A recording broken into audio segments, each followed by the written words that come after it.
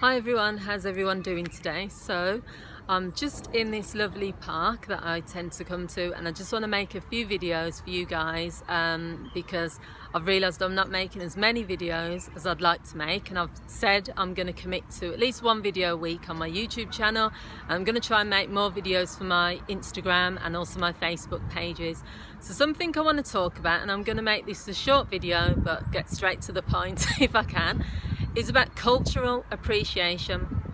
So the reason I want to talk about this is because recently I've been watching a lot of vlogs on YouTube about people traveling to their country of origin and how that has had a massive impact on their lives. I've been watching and reading things about, I suppose because of what's going on in the world at the moment, and lots of people are facing discrimination. Lots of people are feeling like they want to reconnect with their culture.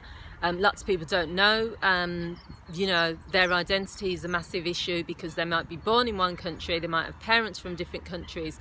And what I really want to say is that cultural appreciation to me means that you just appreciate all aspects of your culture. You don't feel shame, you don't feel that you have to deny parts of your culture, you don't feel embarrassed about your culture. I was working with a young woman. I'm a confidence and self-worth coach, and I'm also a counsellor, and I've worked with a few people actually, but someone that stands out is someone who was born in Africa, and then she came to the UK, and it's this whole idea that she was embarrassed about her accent.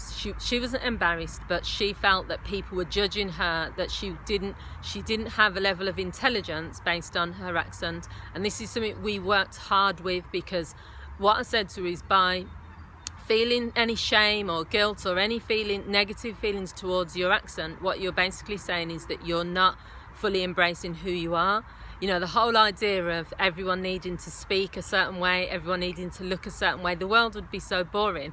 So as a person, you have to embrace your culture. You need to be someone that is proud of your culture, and you also need to be someone that never allows other people to dictate to you.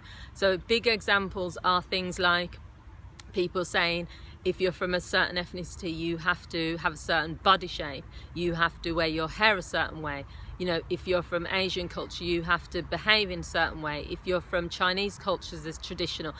And it's about recognizing that exists, but also appreciating that when you live in different countries, and that could be whether you were born there and your parents weren't, or whether you relocate to another country, emigrate, I think it's called, that you are going to embrace some aspects of that country. And I think that's where the difficulty comes, because you are told by so many different sources that you have to be like this, you have to be this type of person, but you're living in the UK, so you have to adapt to UK cultures, traditions and values.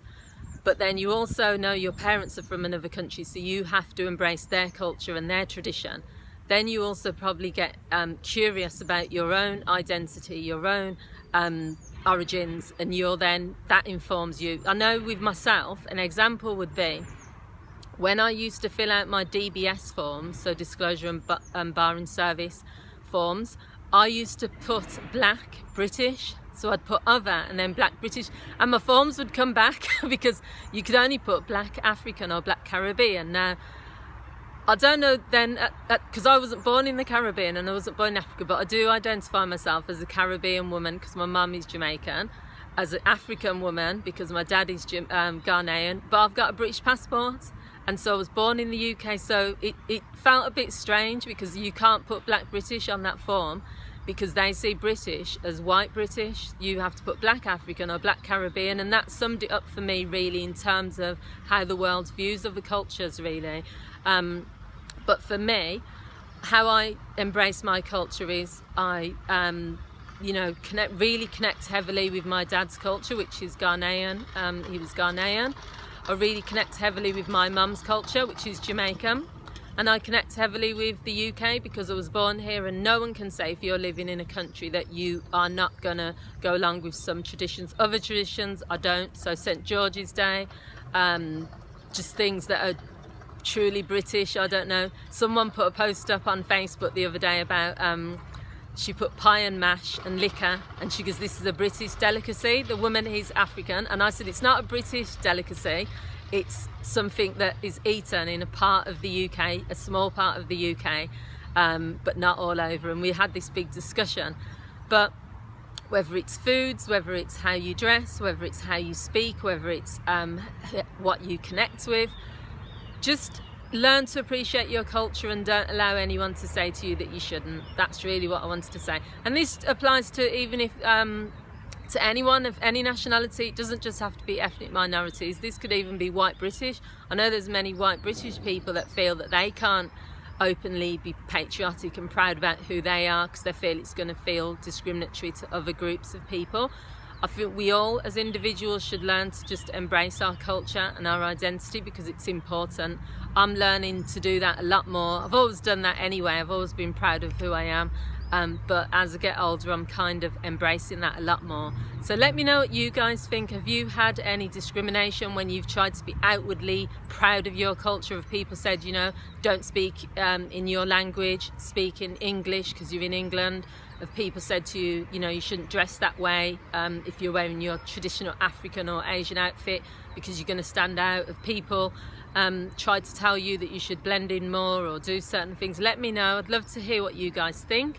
Thank you all for watching, and I'll see you all again soon. Take care. Bye.